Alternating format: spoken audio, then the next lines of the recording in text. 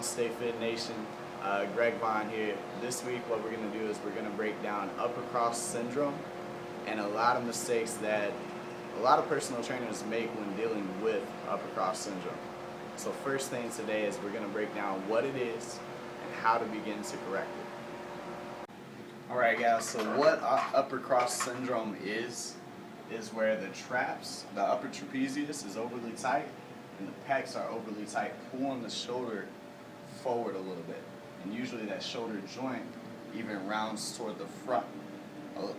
A lot of common mistakes that trainers make because with this pull, the lower trapezius, the lats are weaker and the cervical flexors are a little bit weaker. What a lot of mistakes trainers make is trying to isolate these muscles here and statically stretch the front delts to correct that movement pattern. Now again, upper cross syndrome has been developed from improper movement or improper posture. So what we now need to do is correct the movement pattern first, and to do that we got to start by SMR techniques with either a lacrosse ball or a foam roller, because the rhomboids down here, we turn to the side a little bit, Kevin, with the shoulder girdle rounded forward now, the muscles deep in here are now so inflamed from the GTO trying to keep the muscle tight to keep it safe that it's not going to flex properly. So by using something like a lacrosse ball or physio ball against the wall, finding the knots in those muscles and rolling them out before the workout, the shoulder blades are going to be able to sit back the way that they're supposed to. Alright team, so again, with upper cross syndrome and correcting these movement patterns, we have to implement correctives in everything that our clients are doing.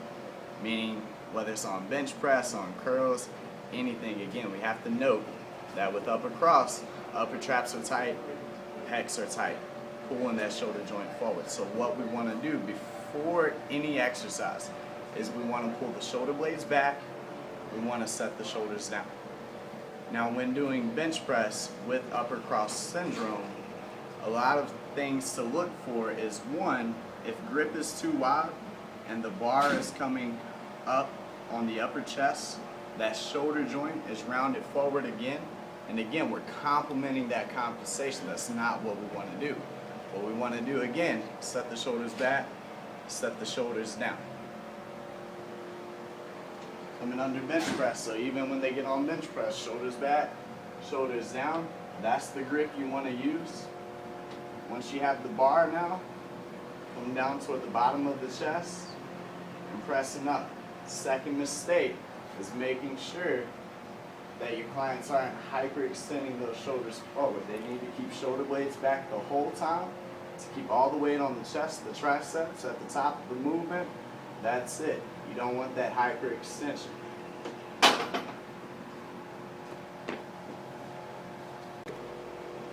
Alright guys, so rolling into the next exercise and making sure that the compound exercises are not complementing a compensation. When you're looking at something like a low row, again, you want the lats, the rhomboids to be engaged. You want to stretch out the pecs. So things to watch for with your clients that have upper cross syndrome in a row. A lot of them cheat with the biceps and the shoulders still round forward. As you can see that posture, the rhomboids, the lats aren't engaged here. What you want, again, before the movement starts, you want to pull shoulder blades back, set shoulder blades down, wrap the elbows around the back, and then again you want to stop here, because if the shoulders hyperextend forward, again we're complementing that compensation. The rhomboids and the shoulder girdle are meant to be a stability joint, meaning they're meant to resist movement. So after you pull to the ribs, stop when the arms are extended, not when the shoulders are extended. Alright guys, moving on to the assisted lifts for upper cross syndrome.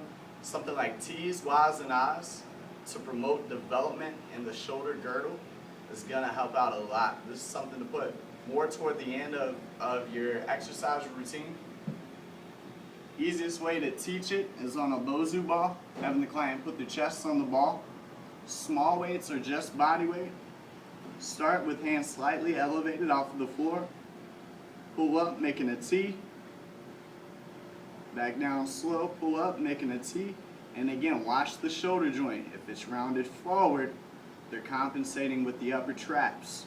Want palms down or even thumbs up on the T. The Y's, here, just making the letters. Again, squeezing up. The I's, again, you want thumbs up, pulling up, and back down. Again, this is going to help with stability and the shoulder girdle. Lastly, again, focus on more dynamic stretches and movement patterns within correctives. So with everything that you do, it should complement toward correctives, meaning that it should strengthen the muscles that are overly lengthened, and it should lengthen muscles that are overly tight. So something like a wall angel is going to be extremely beneficial for the client at the end of a routine, especially when you look at the term called spinal molding, meaning that most of our clients, after a hard chest day or hard back day, they walk right out of the gym, they get into their cars, and they have this posture. When everything cools, it kind of hardens and sticks that way. So get your clients into healthy habits of making sure they're cooling down with proper techniques. Things like a wall angel is going to be great for that. The wall angel is where you're making a goalpost. You want feet, hips, upper back, all against the wall. You want to reach up, keep the elbows, the wrists flat against the wall if possible, and reach down, almost like making a snow angel. It's a wall angel. So to recap today, guys, upper cross syndrome or anything correctives in exercise. Certain muscle groups need to be lengthened, strengthened, and inhibited.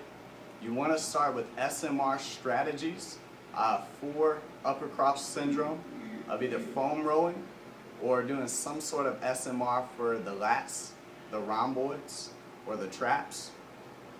Then you get into your compound lifts, making sure that with every movement that we're teaching, that is complementing the corrective, not the compensation. You then follow up with your assisted lifts. These are your techniques for more of your stability joints like the shoulder girdle. Then you finish out with some sort of dynamic stretch or a cool down that again is going to complement the corrective.